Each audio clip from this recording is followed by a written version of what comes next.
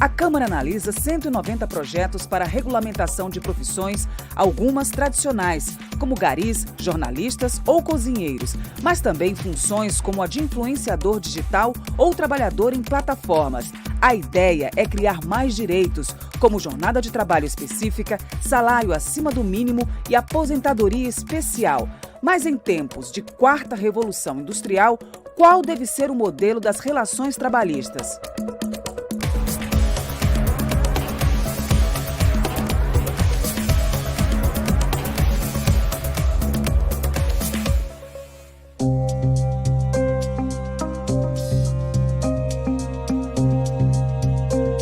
A gente está vendo uma profunda mudança, uma transformação que não é apenas tecnológica, né, no sentido de uma transformação em que uma tecnologia substitui a mão de obra humana, como a gente vê ao longo da história, principalmente a partir da Revolução Industrial.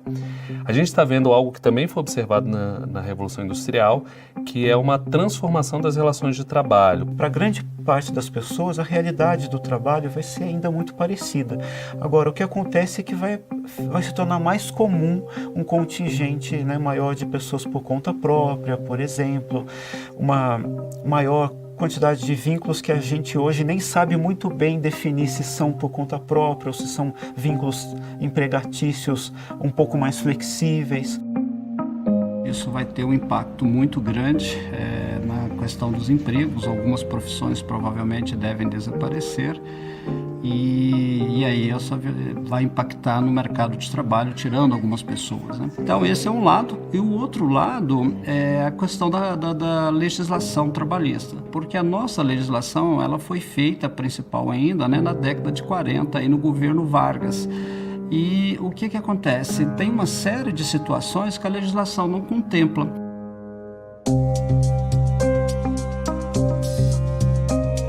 Eu era carteira assinada, eu trabalhava como frentista. Eu queria, mesmo que não fosse aplicativo, eu queria arrumar uma renda extra, porque o salário do CLT não estava... Foi aí que eu senti a necessidade, né, de trabalhar com aplicativo de motoguel. Eu trabalhava de manhã e à noite eu ficava no aplicativo. E aí chegou a pandemia. Nesse tempo, né? Chegou a pandemia e aí eu fui demitida. A princípio eu digo, velho, eu vou fazer o que eu tô fazendo mesmo, continuar. E aí tudo fechou e aí os motoboys, né? Foi quem salvou a economia, eu sempre falo isso.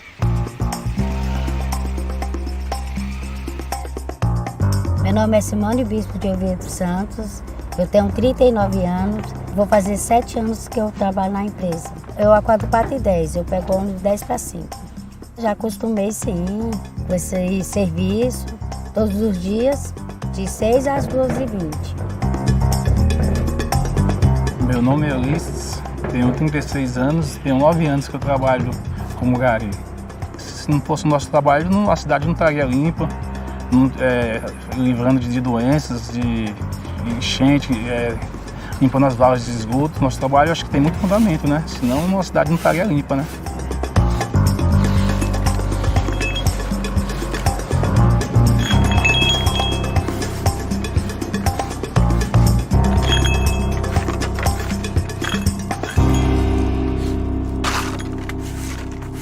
Quando nós colocamos uma regulamentação, um piso, nós temos que olhar qual é o impacto disso dentro das empresas.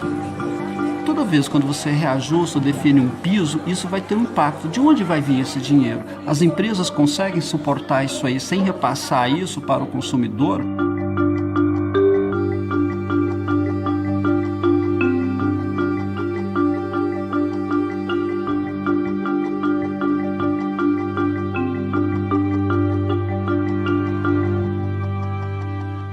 De fato, para essas profissões parece ser algo benéfico, de fato né? O piso salarial, regulamentação de jornada de trabalho, só que na hora que você coloca no espaço do mercado de trabalho, nas relações de mercado de trabalho, você consegue, o mercado, os empregadores nesse caso, né? Os agentes de mercado que são os empregadores, eles conseguem burlar essas legislações por meio, por exemplo, da contratação de pessoas jurídicas. E nós não estamos questionando aqui, né, se isso é justo ou não é justo, se é merecido ou não é merecido.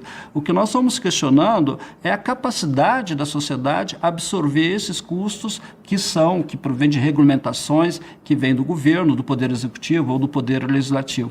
Então isso precisa ser pensado. Se não fosse nós, a cidade não ia estar limpa.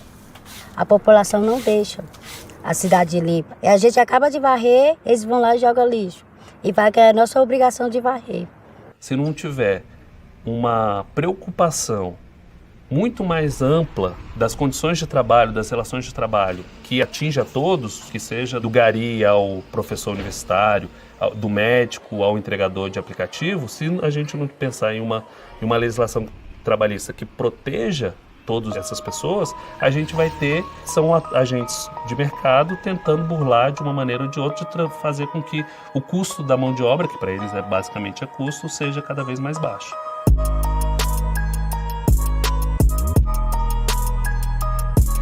Eu tenho 32 anos, eu moro aqui já tem 7 anos e eu trabalho com serviço de entrega já tem 5, quando chegou os aplicativos em Brasília. Eu creio assim, eu falo que eu fui a primeira mulher no aplicativo, porque não tinha.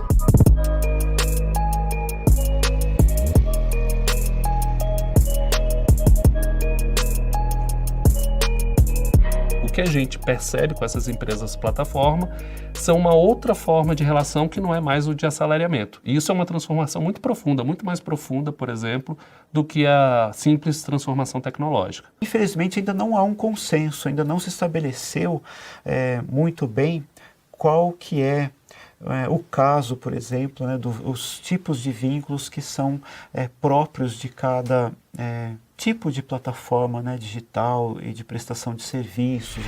Eu ligo 11 horas e aí chama a primeira, eu já vou embora. Aí eu chego em casa às 13, 14, às 15h30. Aí como almoço, que eu ainda não almocei, ainda vou almoçar, almoço umas 15h30, mas eu não desligo o aplicativo. Que aí nesse intervalo de 15h30 até às 16h40, 17 horas, ele não chama, não costuma chamar muito, que é o horário do lanche. Aí eu descanso um pouquinho, se chamar eu vou embora. Aí eu fico na rua até as 20... Hoje eu fico até as 23. Final de semana eu fico até meia-noite. O trabalho em plataforma, ele é marcado muito pela questão da flexibilidade e da autonomia. Então, os trabalhadores, os motoristas e entregadores, eles têm absoluta flexibilidade para trabalhar onde, como e quando quiserem e para qual plataforma quiserem. Essa é uma característica extremamente importante que marca esse mercado e que possibilitou esse crescimento e essa consolidação ao longo dos últimos anos. Hoje, no Brasil, a gente conta com cerca de 1.400.000 motoristas e entregadores. Desse universo, cerca de 80% são motoristas, 20% são entregadores. Vamos lá? Vamos para onde, doutor? O trabalhador informal a gente conhece no Brasil. Desde o fim da escravidão, para onde foram os escravizados, aqueles que estavam sendo libertos? Para o trabalho informal, né? E a gente tem o trabalho informal, na maior parte da história do século XX do Brasil, foi maioria em relação ao trabalho formal, né? Regido pela CLT. Então, no Brasil sempre tivemos o trabalho informal. O que a gente tem hoje, e isso é uma novidade, são grandes empresas globais contratando diretamente o trabalhador informal. Algumas plataformas de transporte, a gente tem notado jornadas muito exaustivas, com uma remuneração muito baixa, né, que faz com que as pessoas que prestam os serviços nas plataformas precisem trabalhar horas, né, e às vezes elas são penalizadas quando trabalham pouco. Então, esse tipo de coisa realmente precisa ser regulamentada da melhor forma que os países, né, empregadores e trabalhadores encontrarem. Você tem motoristas e entregadores que trabalham 2, 3, 4 horas numa semana e você tem aqueles motoristas e entregadores que obtêm maior parte da sua renda no trabalho em plataformas, trabalhando 30 até 40 horas por semana numa plataforma. Então, essa é uma característica do modelo. A distinção, a diferença e os diversos públicos que tem ali dentro. E se a gente tentar colocar todos esses públicos dentro de uma caixinha única, a gente vai acabar com o próprio modelo. Essa ideia de parceria é uma ideia de fato, que é vendido por essas empresas de maneira, a gente não tem vínculo aqui, mas a gente tem um trabalho de parceria. Mas uma parceria entre entes tão desiguais que é inviável, né, a gente falar em termos de parceria. A gente vivencia hoje algo que a gente não via desde a primeira Revolução Industrial, né, um nível de exploração do trabalho que a gente não via desde a primeira Revolução Industrial.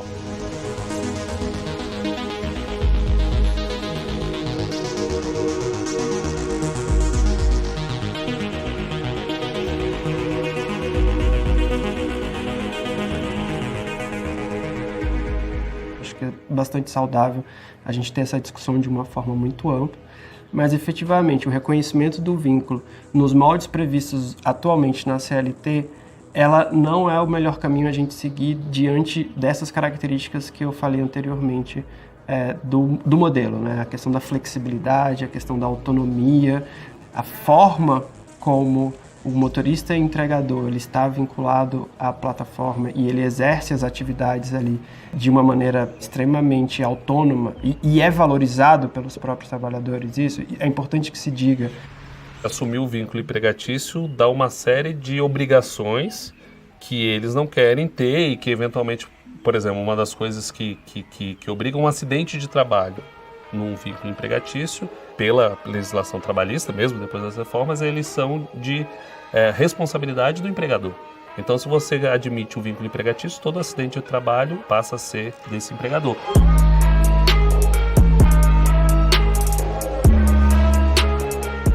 Eu creio, assim, teria que ter o mesmo auxílio de um CLT. Ou não podia ser um seguro-desemprego, não, mas assim, sofreu um acidente, a moto estragou, mano, você vai gastar R$3.000. Então, teria que ter um auxílio para moto quebrada, para acidente, sabe? Ajudar com o financeiro, com a pessoa que fica lá hospitalizada.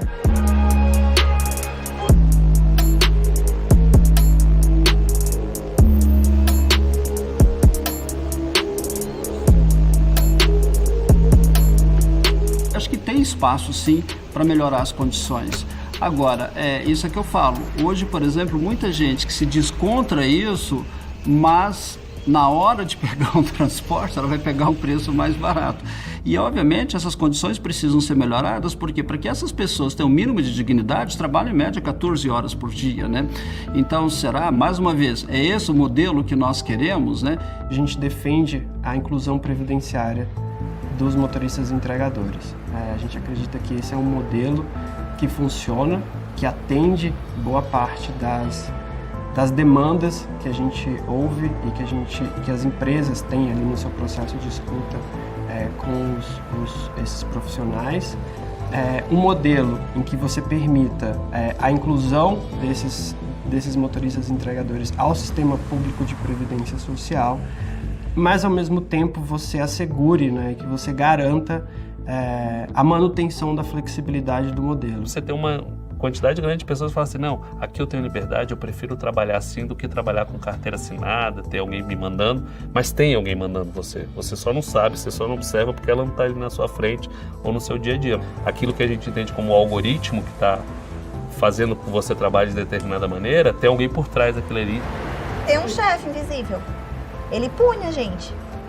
Só que assim, a diferença de um chefe físico é porque se eu não me zangar com eles, eu desligo e pronto. Não quero nem saber. Só ligo na hora que eu quero. Aí sabe o que ele faz? Eu me punir, ele não manda entrega. Mas eu não tô nem aí também, porque eu faço outros corre. Eu ligo o aplicativo, faço um particular. Mas se tiver só dependendo, aí tem que ficar mesmo. Porque os filhos, né, as contas, o aluguel, não espera.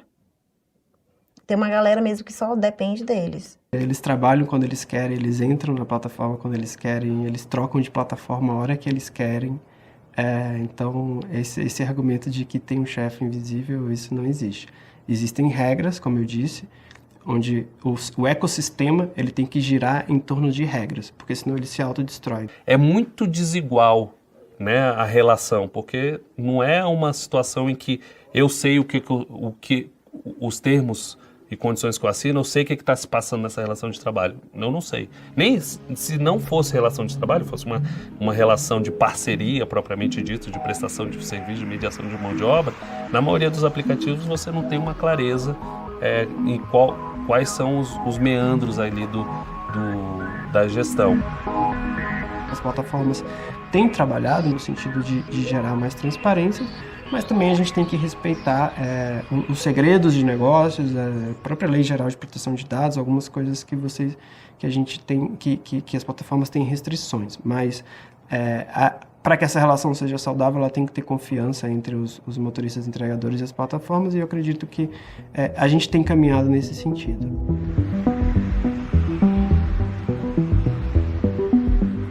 O cansaço é bruto, viu? É bruto. É um trânsito, né? O trânsito, dirigir cansa muito. Quem dirige muito vive estressado. Eu chego aqui, ó, já teve vez de eu chegar e dormir bem aqui mesmo, acordar só de manhã. Só chego, tomo banho e nem consigo comer. Apago. O trabalho hoje mais visível de plataforma são os trabalhadores de entrega, né? Os entregadores e os motoristas.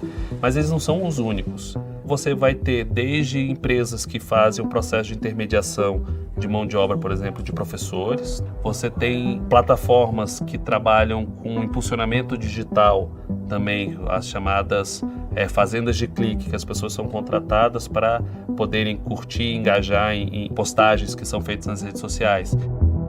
O que se pode pensar, por exemplo, de algo potencialmente positivo dessas transformações seria que fala-se muito da redução daquele conteúdo rotineiro do trabalho, coisas que sejam extenuantes ou muito rotineiras, né? Elas tendem a ser assumidas ou por máquinas ou por soluções de software, né?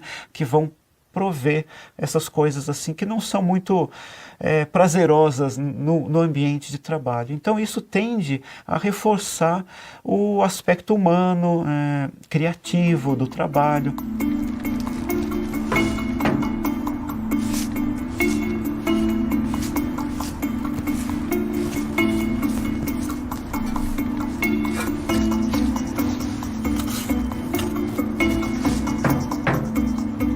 Cansa muito. Esse calor, tempo de seca, é o pior. A caminhada a gente já está praticamente acostumado com a rotina, né? O sol às vezes pesa mais um pouco, porque tá calor, né? Aí esquenta muito.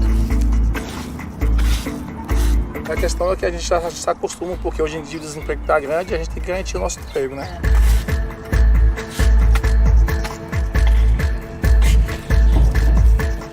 O que vai determinar se os aspectos positivos vão se sobressair aos aspectos negativos é o esforço de cada país para requalificar os seus trabalhadores, adaptar o sistema de ensino às novas necessidades, né, tecnológicas e setoriais mesmo, né? E os esforços também do próprio setor privado de se requalificar, de se reinventar, e as próprias legislações trabalhistas também se adaptarem de forma a proteger esses novos tipos de vínculos que vão surgir para que eles também não sejam precários. A máquina já tomou muitos empregos de muitas pessoas, né? O desemprego pode aumentar, né? Se existisse vassoura elétrica, ia ter muito desemprego pra gente. Ia cortar muito, né? Porque o desemprego já tá grande. Se surgir começar a fazer vassoura elétrica, sair um mono elétrico, vai tomar o trabalho da gente, né? Como em alguns lugares já tem, né?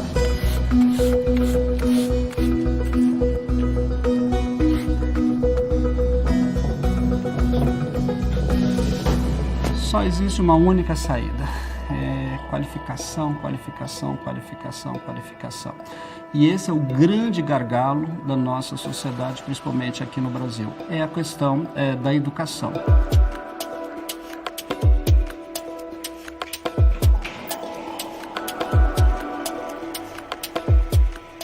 Ser entregador é um desafio. Para mim é um desafio, assim. Ou você gosta mesmo daquilo que você está fazendo, ou você vai viver estressado, cansado, ou então você junta uma grana e vai fazer outra coisa.